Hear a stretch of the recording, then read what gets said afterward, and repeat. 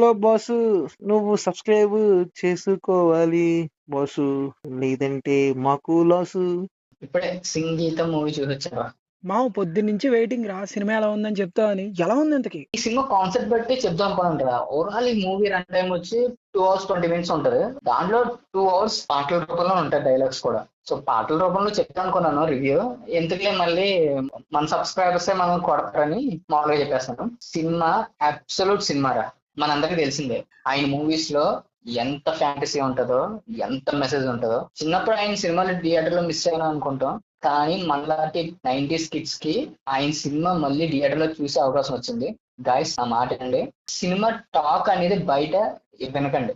ఒక మంచి ఎక్స్పీరియన్స్ వస్తుంది, ఖచ్చితంగా థియేటర్కి వెళ్ళి ట్రై చేయండి. ఎందుకు చెప్తున్నానంటే, మనం థియేటర్ లో చూడకపోవచ్చు ఆయన సినిమాలు, కానీ యూట్యూబ్ లోని టీవీలోని చాలా సార్లు చూస్తుంటాం. ఎంత యూనిక్ కాన్సెప్ట్స్ ఆ టైంలోనే అంత అలా ఆలోచించారంటే, యాక్చువల్లీ ఈ కథ రావడానికి కూడా 40 years బ్యాక్ రాసుకున్న కథ అంటే ఇది. సో ఇప్పుడు వచ్చినా సరే అదే ఫ్రెష్నెస్ ఉంది కథలో. సినిమాలోని పెద్ద పెద్ద ట్విస్ట్ లాంటి సర్ప్రైజెస్ కానీ అన్నీ ఉండవు, కానీ కథ తగ్గట్టుగా సింపుల్ గా ఆ టైంకి మనం డైజెస్ట్ చేసుకునేలా ఉంటది. స్టార్టింగ్ 20 minutes క్యారెక్టర్ ఇంట్రడక్షన్ కోసం యూజ్ చేసుకున్నారు, మొత్తం సెటప్ కోసం. అక్కడి నుంచి ఎప్పుడైతే కాన్ఫిడెంట్ రిలీజ్ అవుతుందో, సినిమాలో మెయిన్ కాన్సెప్ట్ లోకి వెళ్తుందో, అక్కడి నుంచి ఉందబ్బా సినిమా. సినిమా మొత్తం సాంగ్స్ రూపంలోనే వెళ్తుంది, మాటలు కూడా పాటల్లాగే ఉంటది. సో ఈ టైంలో ప్రతి ఒక్కరు డ్యూటీ చేశారు. ఆయన రాసుకునే స్క్రిప్ట్ విధానం కూడా ఎలా ఉందంటే, ఎవ్రీ క్రాఫ్ట్ కనిపించేలా రాసుకున్నారు. అండ్ ఈ సినిమాకి సంగీతం గారు కాకుండా ఇంకెవరైనా ఉన్నారంటే అది వన్ అండ్ ఓన్లీ మన డిఎస్పి. ఒక ఈవెంట్ లో ఆయన తప్ప ఇంకెవరైనా చేయగలరా అని అన్నారు శ్రీనివాసరావు గారు. ఆ మాట 100 to 100% జస్టిఫై అయింది. ఎందుకంటే నువ్వు కూర్చున్న కానించి మ్యూజిక్ ఉంటుంది, నిజంగా క్వాలిటీ మ్యూజిక్, క్వాలిటీ సౌండ్. వాళ్ళు పాడి ప్రతి పాట, వాళ్ళు పలికే ప్రతి మాట ఒక సాంగ్ రూపంలో క్లీన్ గా అందరికి అర్థమయ్యేలాగా మంచి సౌండ్ క్వాలిటీ చేశారు.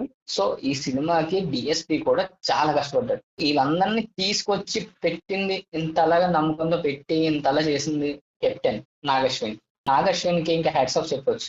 ఎందుకంటే ఈ వయసులో కూడా ఆయన ఎంకరేజ్ చేసి ఆయనతో సినిమా చేయించాడంటే నాగశ్వినే క్రెడిట్ అంతా. ఇంకా పెర్ఫార్మెన్స్ సంగతికి వస్తే మెయిన్ గా ఈ సినిమాకి 3 లీడ్ రోల్స్ ఉన్నాయి. సో వాళ్ళ ముగ్గురు కాకుండా మిగతా సైడ్ క్యారెక్టర్స్ ఎవరైతే ఉన్నారో వాళ్ళు కూడా ఎక్సలెంట్ గా చేస్తారు. వాళ్ళ దగ్గర నుంచి కూడా యాక్టింగ్ అనేది పర్ఫెక్ట్ గా రావాలి ఈ సినిమాకి. కథ తగ్గగానే పెద్దగా క్యారెక్టర్స్ ని కూడా ఎక్కువ పెట్టుకోకుండా సింపుల్ గా ఒక ఊరికి ఎంతమంది అయితే ఉంటారో అంతమంది, ఒక చిన్న పల్లెటూరికి అంతమందిని పెట్టుకుని డిజైన్ చేసుకుంటూ వెళ్ళి, సో వాళ్ళు కూడా మంచి మంచి క్యారెక్టర్స్ ఇచ్చారు. కొన్ని క్యామియోస్ కూడా ఉన్నాయి, ఆ క్యామియోస్ కూడా నాకు బాగా నచ్చి, మీకు కూడా డిసప్పాయింట్ అవ్వరు, మీకు కూడా బాగా నచ్చుతుంది. ఓకే, నీ ఓవరాల్ వెరిడిక్ట్ ఏంటో చెప్పు. నాకైతే మంచి ఎక్స్పీరియన్స్ జరిగింది అబ్బా సినిమా. చాలా రోజుల తర్వాత ఒక మంచి ఎక్స్పెరిమెంట్ మూవీ చూశాను. దట్టు సంగీతం గారి సినిమాలు థియేటర్ లో చూడలేము అనుకున్నాను. ఆయన లాస్ట్ సినిమా తర్వాత సినిమా తీస్తారో లేదో తెలియదు, కానీ ఈ సినిమా సంగీతం గారి సినిమా అయితే నేను థియేటర్ లో చూశాను.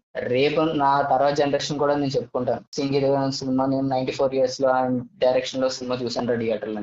సో మంచి ఎక్స్పీరియన్స్ ఇచ్చారు సంగీతం గారు. మీ దగ్గర నుంచి మళ్ళీ ఇంకొక సినిమా రావాలని నేను అనుకుంటున్నాను.